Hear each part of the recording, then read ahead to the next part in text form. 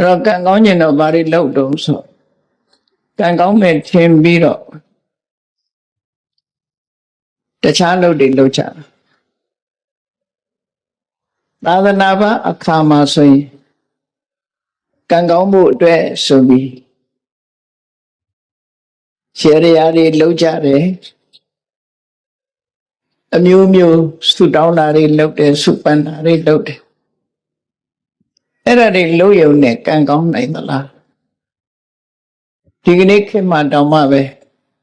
ကံကောင်းခြင်းတဲ့ပုဂ္ဂိုလ်ကလက်ကောင်းတဲ့အရာတွေကိုအဆောင်အဖြစ်အသုံးပြုနေကြသေးတယ်စဉ်းစားကြည့်ရမှာဖြစ်တယ်ကံကောင်းခြင်းတို့အဆောင်ကောင်းတွေလုပ်ကြနာမည်ကြီးဖျားပထိုးတွေတွားပြီးတော့အမျိုးမျိုးပုံပုံလုပ်ကြ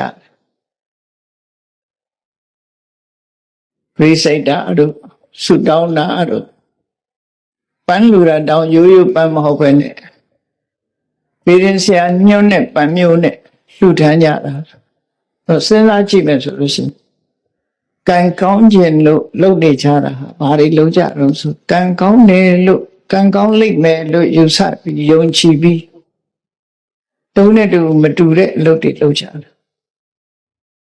အဲ့တော့တုံးနဲ့တူမတူဘူးဆိုရဲကံကောင်းခြင်းရဲ့အကြောင်းဟာမတူညီဘူးဖြစ်နေမတူသည့်အတွက်ကြောင့်တယောက်လုပ်တာမှားရင်နောက်တယောက်လုပ်တာမှန်အလုံးအောင်မမှန်နိုင်ဘူးဖြစ်တယ်ဘာလို့ဆိုလူတိုင်းကကံကောင်းကြအဲ့တော့ဘုရားဘာသာဝင်သူတော်စင်တွေအနေနဲ့ဒီကနေ့မြတ်စွာဘုရားဟောကြားဆုံးမတဲ့ပိဋကတ်3သွဲနိကေ9ပြာဓမ္မခဏပေါင်း8400ဆိုတာညမပြေမှာထင်ရှားရှိတော့မှဖြစ်တယ်မိမိတို့ကိုယ်တိုင်လည်းဗုဒ္ဓသရဏဂစ္ဆာမိဓမ္မသရဏဂစ္ဆာမိဆိုပြီးဘုရားတရားတန်ခါရဏသုံးပါးကိုစိတ်ကကိုးကွယ်နေကြတဲ့ပုဂ္ဂိုလ်တွေဖြစ်တယ်ဖြစ်ပြီးသည့်အတွက်ကြောင့်ကံကောင်းခြင်းဘာလို့ရမလဲမြတ်စွာဘုရားဘာတွေဟောထားတယ်ဆိုတာသိရှိနားလည်ဖို့မတတ်မှအရေးကြီးအဲ့ဒါမသိဘဲနဲ့မှန်းပြီးတော့ကံကောင်းလို့ကံကောင်းညာအဆောင်ကောင်းတွေရှာပြီးတော့လုပ်နေကြတာတကယ်ရောကံကောင်းနိုင်သလားကံကောင်းလို့ရှိရင်တော့မဆိုးဘူးပေါ့သို့တော့တကယ်ကံကောင်းနိုင်သလားဆိုတာဘဝမှာအာမခံချက်ပေးနိုင်တယ်ရှိမရှိ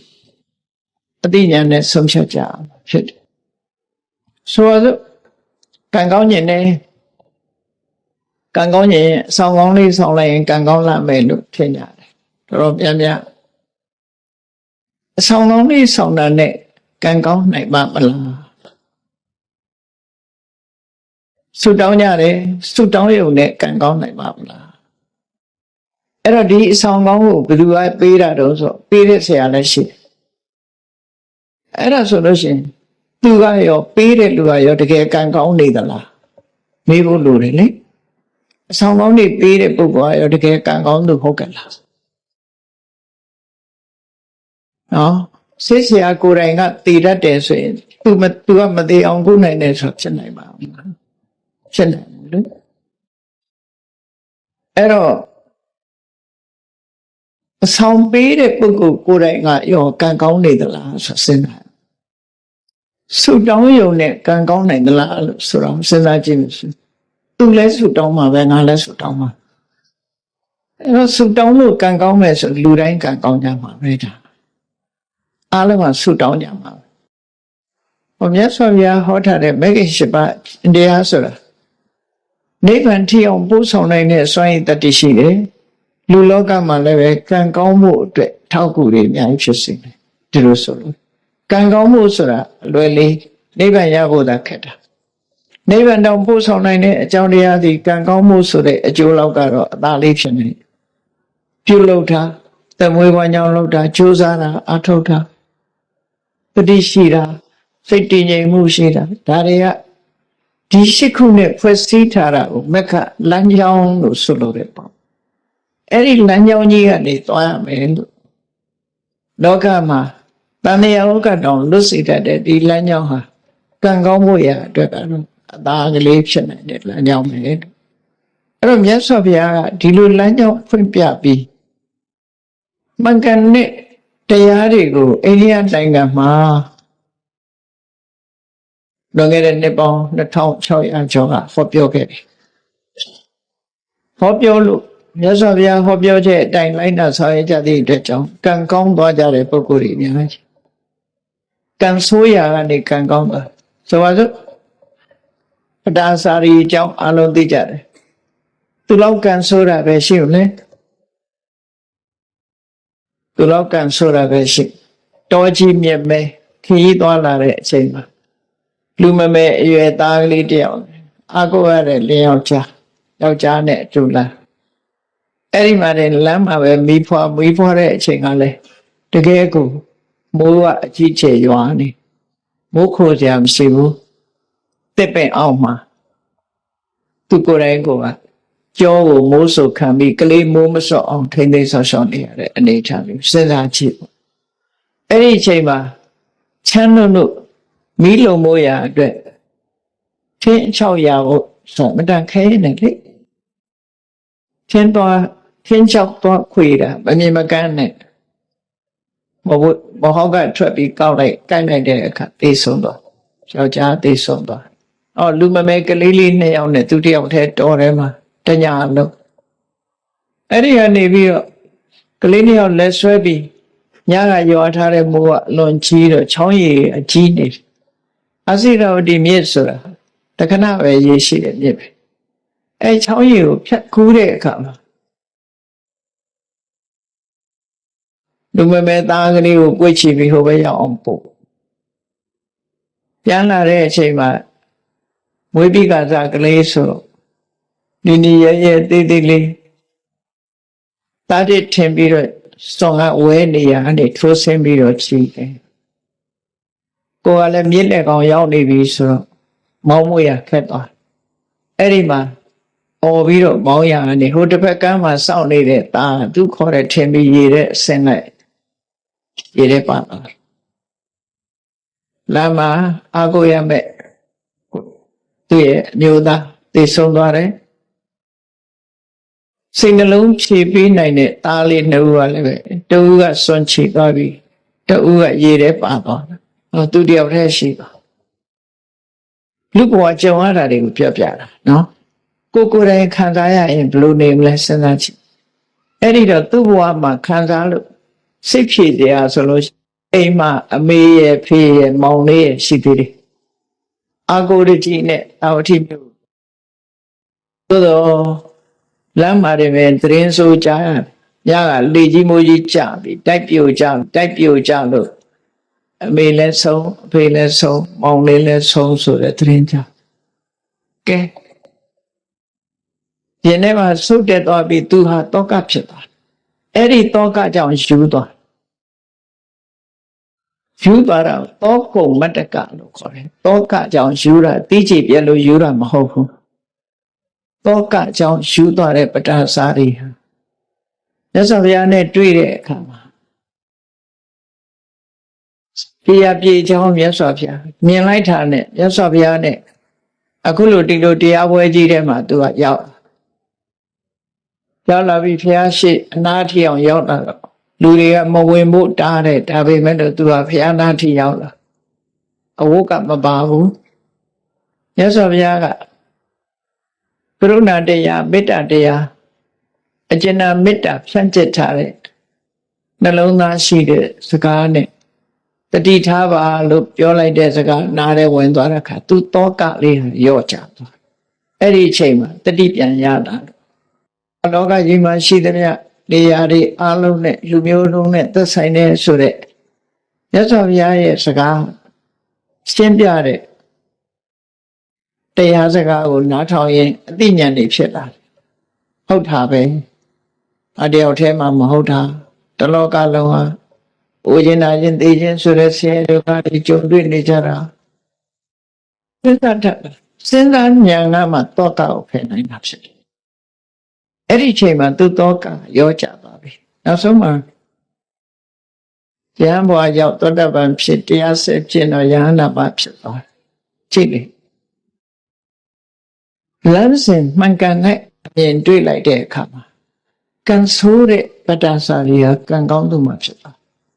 ကိုယ်ရဲ့ချမ်းသာတဲ့လူတွေဟာအဆောင်ကောင်းလို့ချမ်းသာနေကြတာလားစီးပွားရေးအောင်မြင်နေတဲ့ပုဂ္ဂိုလ်တွေဟာအဆောင်ကောင်းလို့လားလေးကြရှိတယ်လေသူတို့ဘာတွေကောင်းလို့ချမ်းသာတာလဲဆိုတာ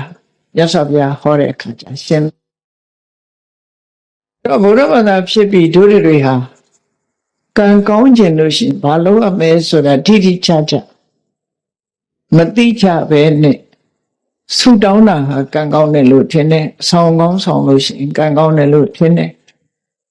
ကြံပင်ဆိုင်ရင်အကြံစီအောင်တယ်လို့လည်းပြောကြတယ်ဂျင်းဆိုင်တဲ့အခါမှာချက်ချင်းကြီးပွားတယ်လို့လည်းပြောကြ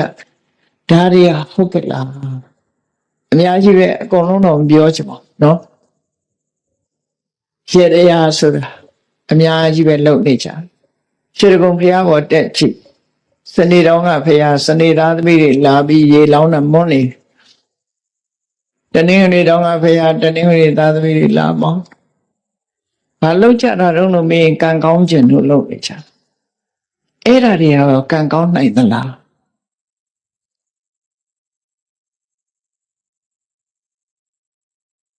အဲ့တော့တေချာစဉ်းစားတတ်ဖို့လိုအပ်တယ်လို့ဆိုမြတ်စွာဘုရားကစဉ်းစားဖို့ပဲဟောတယ်တရားအဲ့တော့မြတ်စွာဘုရားဘုန်းကြီးတို့ဒီလိုဟောလိုက်လို့ဗီဒီဆရာတွေထိခိုက်သွားတယ်ဆိုလို့ရှိရင်ထိခိုက်အောင်ပြောတာမဟုတ်ပါဘူးထိခိုက်အောင်မပြောယုံတဲ့လူတွေကတော့ရှိမှာမြတ်စွာဘုရားပွင့်လို့ထိခိုက်သွားတဲ့လူတွေလည်းရှိတာစီးပွားတိုးတက်ပါရစေစီးပွားရေးကောင်းပါရစေနဲ့ဆုတောင်းတယ်လို့မရပါဘူးဒါဘုရားဟောတာပဲနော်စီးပွားဥစ္စာတိုးတက်ခြင်းစီးပွားဥစ္စာတိုးတက်တဲ့နိလန်းကိုမြတ်စွာဘုရားဟောထားတယ်ဘာဟောထားဩဌာဏသမ္မာလုံလဝိရိယနဲ့ပြည့်စုံရမယ်အရခသမ္မာကိုရှာထားတာအလေလွတ်မရှိအောင်ထိမ့်သိမ်းထားရမယ်သမဇီဝိတာမြတ်မြတ်တရသမွေးထားရမယ်ကလျာဏမေတ္တာမိကောင်းဆွေကောင်းရှိရမယ်အဲ့ဒါဒီဘဝမှာစီးပွားဥစ္စာတိုးတက်ခြင်းအကြောင်းလေးလို့ဒီလိုပဲဟောတာအဲ့ထက်ပဲရေတရားခြေရမယ်လို့မပါဘူးเนาะအဆောင်ကောင်းဆောင်ရမယ်လို့မပါဘူးဆိုလိုတာကညမပြေမှာဘုရားဘာသာလို့သာဆိုသေးတာခဏချိန်ထိကောတုဟလမင်္ဂလာဆိုတာတွေကမပြောက်သေးဘူးဘယ်နာအစွမ်းတကူရှိတဲ့ပုဂ္ဂိုလ်ပေါ်တယ်ဆိုသွားကြပြီလောက်ကြပြီနော်အဲ့ဒါတွေကမှန်သလားသွားလှူခြင်းတော့လှူပါမလှူပါနဲ့လို့တော့မပြောလို့အမှန်မှန်ကိုတော့သိဖို့ပြောရမှာဖြစ်တယ်ပေါ့နော်အမှန်မှန်ကိုသိဖို့လိုတယ်ကိုလုပ်တဲ့အလုပ်ဟာမှန်မှန်ကိုသိဖို့လိုတယ်မှန်မှန်သိရင်တော်ပြီလှူတာကိုယ်သဘောမှန်မှန်သိဖို့လိုတယ်သို့တော့အမှားကိုအမှန်ချင်းနေတာတမန်ဒိဋ္ဌိမဟုတ်ဘူးအဲ့ဒါဒီကနေ့ထိအောင်ရန်ကုန်မြို့မှာပန်းတော်ပြောပါဦးရန်ကုန်မြို့ကရွှေတကုံသွားကြည့်နော်ဒီကနေ့ထိအောင်ဂျိုးပြေနံပြေတွေနဲ့လှုပ်နေကြတော့မှရှိသေးတယ်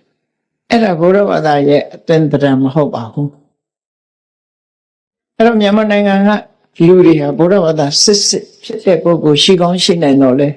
လူတိုင်းဟာဘုရားဘာသာစစ်မဖြစ်သေးဘူးလို့ပဲပြောရမှာဖြစ်တယ်နော်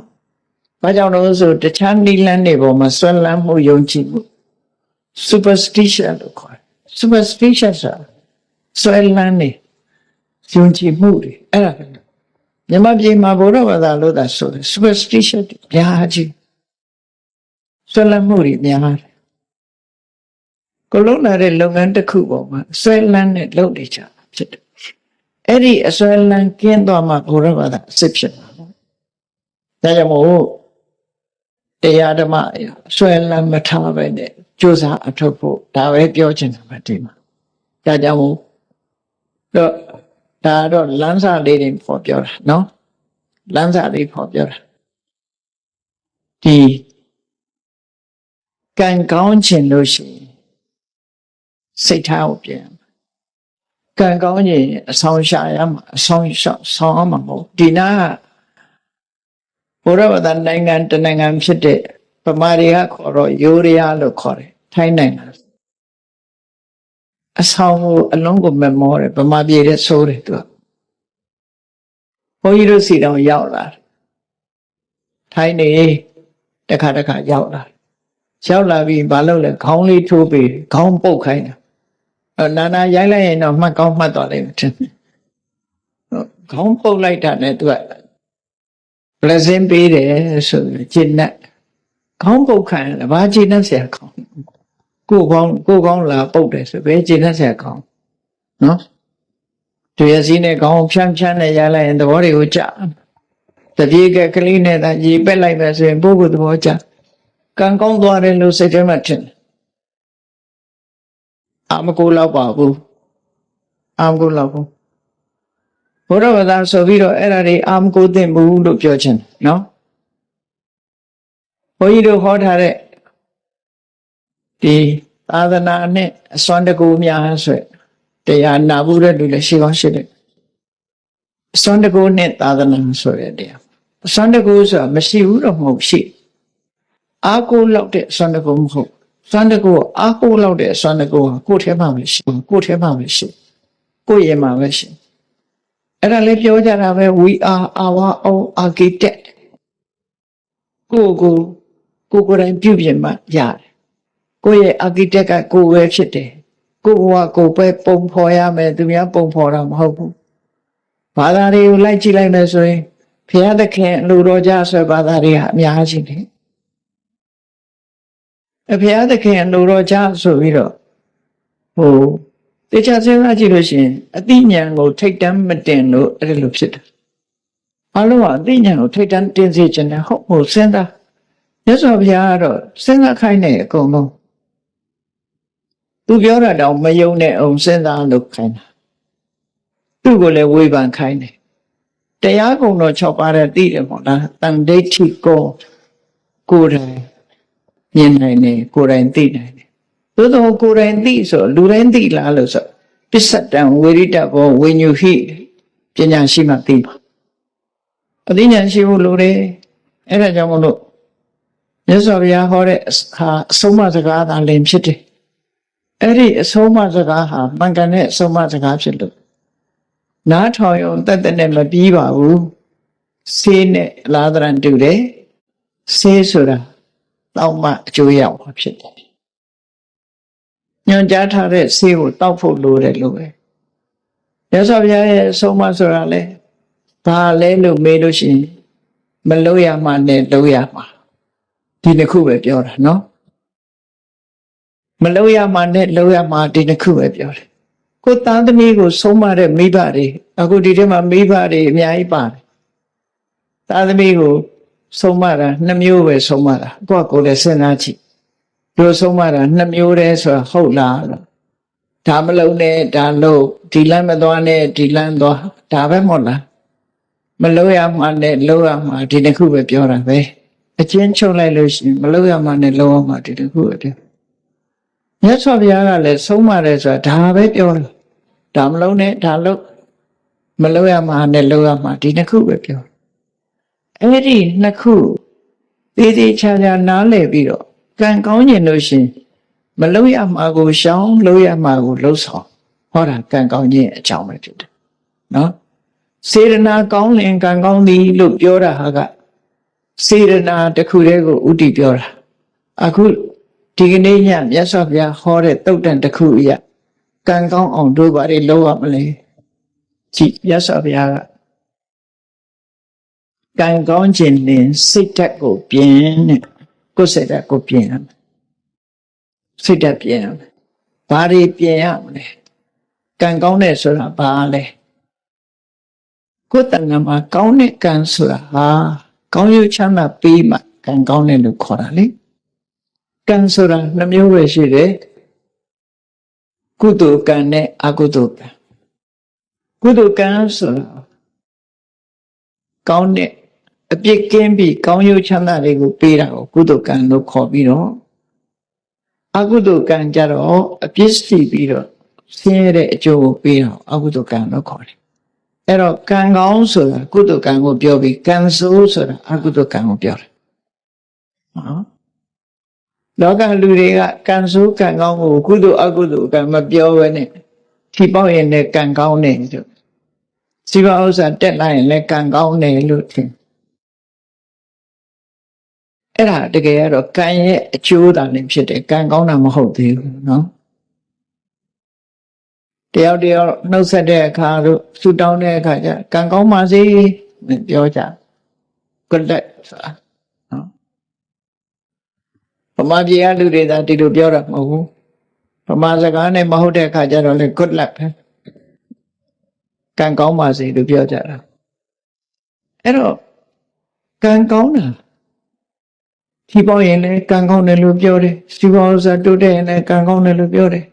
အစည်းတဲ့ကလွတ်သွားရင်လည်းကံကောင်းတယ်လို့ပြောတယ်အဖမ်းမခံရရင်လည်းကံကောင်းတယ်လို့ပြောအမျိုးစုံပဲကံကောင်းတယ်လို့ပြောတာတွေကအဲ့ဒါဟာဆိုးကျိုးကလွတ်မြောက်နေတာဟိုကံကောင်းတယ်လို့ပြောတာကံဆိုတာအကြောင်းတရားသာလည်းဖြစ်တယ်အဲ့တော့အကြောင်းတရားကောင်းအောင်လုပ်ဖို့လိုတယ်ဆိုတာမမေ့ဖို့ပေါ့နော်မမေ့ဖို့တော့မြတ်စွာဘုရားဟောတာတမပတ္တိဆိုတဲ့တုတ်တံဟောထားပုံလေးကြည့်ကံကောင်းတယ်ဆိုတာကိုယ်တဏ္ဍမှာကုသိုလ်တရားတွေဖြစ်မှကံကောင်းတယ်လို့ပြောလို့ရတယ်။ဘာလို့တော့ဆိုရင်အနဝိဇ္ဇဒုက္ခဝိပါကလက္ခဏာအပြစ်ကင်းပြီးကောင်းကျိုးချမ်းသာတွေကိုပေးနိုင်တာကုသိုလ်တရားတဲ့။အဲ့ဒီကုသိုလ်တရားကိုယ်တဏ္ဍမှာရှိဖို့ဒါကြောင့်မို့ကံကောင်းခြင်းစိတ်ထားကိုပြင်စိတ်ထားကြတော့ပြင်မို့ရမေ့ကြသတိမထားကြဘူးဘုရားဘာသာဖြစ်ပြီးတော့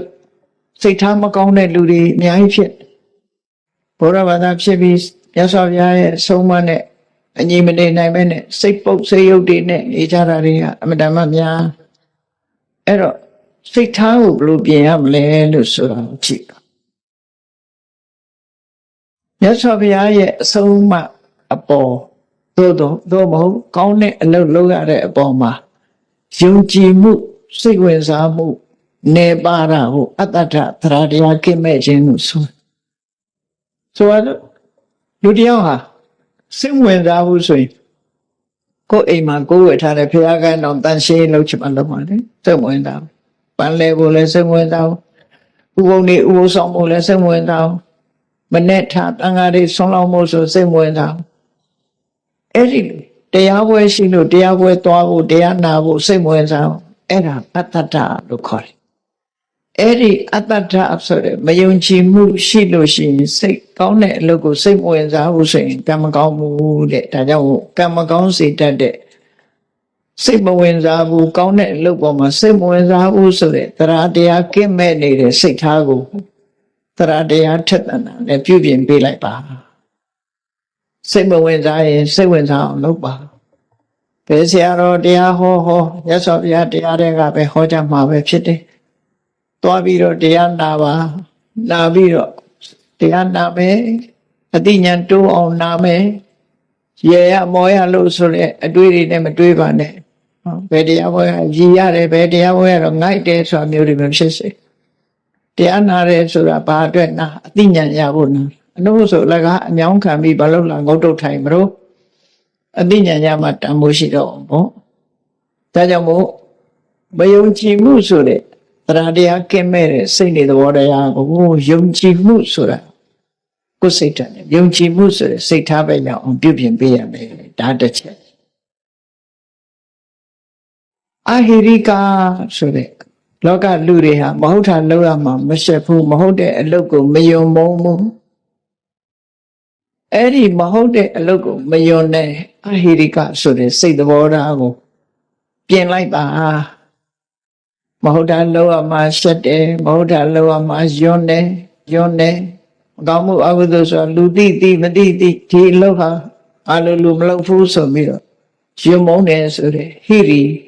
စိတ်ထားမျိုးရောက်အောင်ပြင်မှာအရှက်မဲ့တဲ့စိတ်ထားမျိုးမထားပါနဲ့အရှက်ရှိတဲ့စိတ်ထားမျိုးထားပါအနုတ္တပမဟုတ်တာလုပ်ရတာမကြောက်လန့်ဘူးဖြစ်ပေါ်လာမဲ့ဒုက္ခတွေကိုခရီးမဆိုင်ဘူးဒီဘဝဒီကိုဆံဟိုဘဝဟိုကိုခံလိုက်မယ်ဆိုတဲ့အတွေးတွေနဲ့မကြောက်ဘူးမကောင်းတဲ့အလုပ်ကိုလက်ရဲစရဲလုပ်တယ်ဆိုတဲ့အနုတ္တပအိုးဖလန်ဆိုတဲ့အကောင်ဟာဖျောင်းနိုင်မီးလေးထွန်းထိုင်လှတယ်ထင်ပြီးတော့မီးတောက်ထဲကိုခုံဆင်းတတ်တယ်ခုံဆင်းလိုက်တာနဲ့တပြိုင်နက်ရှဲကနေဆိုမီးတောက်တာခံအဲ့ဒီသဘောပဲအနုတ္တပရဲ့သဘော မကြောက်ဘူးမကြောက်သည့်အတွက်ကြောင့်သက်ဆုံးသွားတယ်အေးမကောင်းမှုလုပ်ရမှာမကြောက်ဘူးပတ်ဝန်းကျင်ကိုဂရုမစိုက်ဘူး I don't care ဆိုတဲ့လူတွေပေါ့နော်ဘယ်သူမှဂရုမစိုက်ဘူးဆိုတဲ့အဲ့ဒီစိတ်ဓာတ်မျိုးကိုပတ်ဝန်းကျင်ကိုလေးစားမယ်အမေဖေးဆရာသမားရဲ့ဂုဏ်သိက္ခာကိုထိမ့်မယ်ကိုယ်ပတ်ဝန်းကျင်ကိုလူမျိုးကိုထိမ့်မယ်ဆိုတဲ့ပတ်ဝန်းကျင်ကိုလေးစားတဲ့စိတ်ဓာတ်မျိုးထားပါပြင်ရမှာဖြစ်တယ်ပေါ့မကောင်းတဲ့အလုပ်ကိုမလုပ်ဘူးနောက်တစ်ခုကပါတော့ဆိုလူတွေမှာစိတ်ဓာတ်နှမျိုးရှိတယ်အလုပ်တစ်ခုလုပ်ချင်လုပ်မယ်ဆိုရင်အချိန်ဆွဲတယ်အပြင်းထူတယ်နော်အပြင်းထူတယ်အချိန်ဆွဲတယ်ဆိုဘယ်လိုဆွဲလဲဆိုစောပါသေးတယ်နော်စောပါသေးတယ်စောနေတဲ့အချိန်ဆိုရင်စောသေးတယ်ဟုတ်ရာသီဥတုကအေးလို့ရှိရင်လည်းရာသီဥတုကအေးတယ်အေးလွန်းနေတယ်ပူတဲ့အခါကျတော့လည်းပူလွန်းနေနောက်ကျသွားလို့ရှိရင်လည်းနောက်ကျသွားပြီစင်ကြီးလေးတွေပေးပြီးတော့လူဟာအပြင်းထူတတ်တယ်အဲ့ဒီအပြင်းထူအချိန်ဆွဲတဲ့အကျင့်ကိုစိတ်နေသဘောထားကိုဖယ်ရှားပြရမယ်ဘယ်အလုပ်ပဲလုပ်လို့ကိုကစောစီစီရအောင်လုပ်ပြီးတော့ကိုလုပ်ပြီးအောင်ကြိုးစားမယ်ဆိုတဲ့လုံလဝိရိယရှိရနော်အဲ့လိုလုပ်တဲ့အခါမှာစင်ကြီးပေးတတ်တဲ့လူတွေအလူပွဲတစ်ပွဲလူတယောက်ရောက်လာတဲ့အခါမှာဝေယဝိဆလှုပ်ရှားတွေတွေ့တော့ကျွန်တော်အလှပွဲကြီးဝိုင်းလှုပ်ချင်လိုက်တာဗျာဒါပေမဲ့ထမင်းကမစားသေးလို့ဘိုက်စားလို့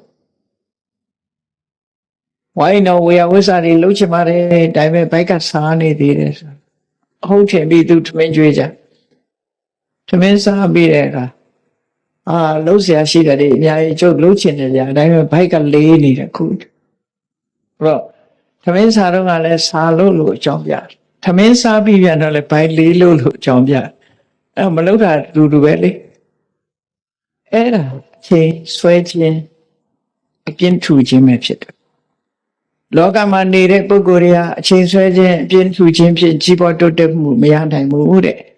ဒါကြောင့်မို့ပြင်းရည်ခြင်းအပြင်းထူခြင်းအချိန်ဆွဲခြင်းဆိုတဲ့အကျင့်ဆိုးစိတ်နေသဘောထားတွေကိုပြင်ပြီးတော့ဘာလို့နောက်မဆုတ်ဖဲတက်ကြွချိုးစားအထုတ်ပဲဆိုတဲ့လုံလဝိရိယစိတ်နေသဘောထားကိုပြင်မှာအဲ့ဒါဆိုရင်ကံကောင်းလာပါလိမ့်မယ်ကံကောင်းခြင်းအဲ့ဒါလုပ်ဖို့လိုတယ်အဆောင်နေဆောင်းမနေနဲ့ဒီတိုင်းနေနော်ကံကောင်းလာလိမ့်မယ်နောက်ဆုံးအရေးကြီးဆုံးကတော့ဘာလို့ဆိုရင်စဉ်းစားဉာဏ်မရှိဘူးဆိုရင်ကံမကောင်းနိုင်ဘူးလုံးတဲ့နာနဲ့မလုံးတဲ့နာမစဉ်းစားတတ်ဘူးစီးပွားရှာတဲ့အခါမှာလည်းပဲဒီစဉ္ဉ္တုံတရားမရှိဘူးဆိုရင်စီးပွားဥစ္စာမဖြစ်ဘူးစဉ္ဉ္တုံတရားရှိအသိဉာဏ်ကြဲပြန့်စီးပွားအထုတ်မဲ့ဆိုလို့ရှိရင်စီးပွားဥစ္စာဖြစ်တယ်တိုးတက်များပြားသွားတဲ့ပုဂ္ဂိုလ်ရင်စီးပွားဥစ္စာဒီပန္နနောမျိုးကနေပြီးတော့ကမ္ဘာကုလသမဂ္ဂမှာအတွင်းဝန်ချုပ်ထီအောင်ဖြစ်သွားတာဥတ္တန်ဆိုတာအလုံးသိနေချင်းသူဟာပြင်းထူနေလို့ဖြစ်တာလားကြိုးစားလို့ဖြစ်တာလားပညာမဲ့ရဲ့တန်းနဲ့ဖြစ်တာလားပညာရှိလို့ဖြစ်တာလားပြောကောင်းပြောကြလိုက်မယ်ဥတ္တန်ကံကောင်းတယ်လို့နော်တကယ်ကတော့ဥတ္တန်မှာအခုလိုအရေးချင်းကောင်းနေရှိလို့ဖြစ်တာဖြစ်တယ်သူဟာအပြင်းမထူဘူးပညာထက်မြက်တယ်မကောင်းတဲ့အလုပ်ကိုရှက်တယ်ဥတ္တန်စစ်ပုံလေးတစ်ခုပြောပြမယ်နော်ဗမာဥတ္တန်ဆိုတဲ့အထုပ္ပတိစာအုပ်ကိုပထမအင်္ဂလိပ်လိုရေးတာအင်္ဂလိပ်လိုရေးတဲ့အခါကျတော့စာရေးဆရာမကဥတ္တန်စီသွားပြတယ်စာမှုမှာသွားပြတော့ဥတ္တန်ကကြည့်ပြီးကျွန်တော်မဖတ်တော့ပါဘူးတဲ့ဘာဖြစ်လို့လဲကျွန်တော်တခုပြင်မိရင်ကျွန်တော်ပတ်သက်သွားလိမ့်မယ်တဲ့ကိုထုပ္ပတိကိုလုံးတယ်လို့ဖြစ်သွားလိမ့်မယ်ကျွန်တော်တခုပြင်မိမှဆိုလို့မဖတ်တော့ပါဘူးလို့ပြောအဲ့တော့အဲ့ဒီမျိုးသမီးကဘာပြောတော့ဆိုရှင်ပြင်မိတယ်ပြင်ကြရှိတယ်ပြင်လိုက်ပါပေါ့ဘေးကဘယ်သူမှမသိပါဘူးရှင်ပြင်တယ်ဆိုတော့ဘယ်သူမှမသိပါဘူးလို့ကျွန်တော်သိတယ်လေတဲ့သူပြောတယ်အဲ့တော့သူဟာမဟုတ်တာမလုပ်ချင်ဘူးဆိုရင်စိတ်ဓာတ်မထင်ရှားပေဘူးလား နော်သူမပတ်သက်ချင်ဘူးဆိုတာကိုဘယ်သူမှသိမသိတာအဓိကမဟုတ်ဘူးသူပတ်သက်နေတာမလုပ်ချင်သူထုတ်ပတ်တိကိုသူရေးတယ်ဆိုတော့သူစိတ်ထဲမှာဝါကြွားတယ်လို့ထင်ကောင်းထင်မိလိမ့်မယ်တချို့ချက်တွေအကယ်၍စာရေးဆရာမကရေးထားတာမပြည့်စုံမှုဆိုရင်သူကဖြည့်လိုက်လိမ့်မယ်ဖြည့်လိုက်လို့ရှိရင်သူဖြည့်လိုက်တဲ့ဟာအမှန်မှန်ဖြစ်စေကမူသူဖြည့်လိုက်သည့်အတွက်ကြောင့်ဝါကြွားတယ်လို့ဖြစ်ခြင်းနဲ့ဖြစ်သွားအဲ့ဒါမျိုးကိုသူကိုယ်တိုင်မပတ်သက်ချင်ဘူးလို့ပြောတယ်ဘယ်သူမှသိတာမှမဟုတ်ပဲနဲ့ဆိုကျွန်တော်သိတယ်လေတဲ့ပြောတယ်တခေါက်မဲ့ပြန်ပြောတော့ကျွန်တော်သိတယ်အဲ့ဒီထုတ်ပတိစာအုပ်ဏိဌာန်ဖတ်ဖူးရင်သိပါလိမ့်မယ်ဒီလိုရေးထားတယ်ဆိုတာနော်အဲ့တော့မြတ်စွာဘုရားဟောတဲ့တရားတော်နဲ့အညပဲမြတ်စွာဘုရားကဟောတယ်လေအေးတိကွယ်ရမှာမဟုတ်တာတွေလောက်တာလူတွေကထင်ကြတယ်ဘယ်သူမှမသိဘူးလို့ထင်ကြတယ်တဲ့မြတ်စွာဘုရားပြောတယ်အတ္တတိပုရိသဇာနာတိမင်းသိတယ်လေတဲ့သူများမသိပြီမင်းသိပါမယ်ကွယ်ရမှာကိုယ့်အကိုတိတ်ပုံမဟုတ်တာလောက်တာသူများမသိဘူးဆိုရင်ကိုသိနေတယ်မဟုတ်တာတွေကိုကွယ်ရမှာလောက်တယ်အဲ့ဒီလိုကွယ်ရလုံးလို့မရဘူးတဲ့ကွယ်ရဆိုတာမရှိပါဘူးတဲ့ဘာလို့လဲဆိုအတ္တတေပုရိသဇာနာတိယတိကာတိဝနာဝမင်းလောက်တာမင်းလောက်တယ်မလောက်ဘူးဆိုတာမင်းကိုယ်တိုင်သိနေတယ်လေကွယ်ရပဲဟုတ်တယ်ဘယ်သူမှမသိဘူးဆိုတာမဟုတ်ဘူးမင်းသိနေတယ်ကိုသိနေတာသိပဲလေရှက်စရာမကောင်းဘူးလားတို့တွေကံကောင်းပြီးကြီးပွားတိုးတက်ခြင်းနဲ့ဆိုလို့ရှိရင်ဝိရိယရှိရမယ်ပညာရှိရမယ်ကိုချင်းတရားကောင်းမွန်ရမယ်ကောင်းတဲ့အလုပ်ပေါ်မှာစိတ်ဝင်စားရမယ်ဆိုတဲ့စိတ်ဓာတ်တွေမိမိရဲ့တဏ္ဍာမှာမရှိသေးရင်ရှိအောင်ရှိပြီးလို့ရှိရင်တိုးတက်ရှင်သန်များပြားခိုင်မာလာအောင်ကြိုးစားအထောက်ကြရမှာဖြစ်တယ်လို့ကိုယ်စီမှတ်သားပြီးကျင့်ကြံပွားများကြိုးစားအထောက်နိုင်ကြပါစေကုန်သတည်း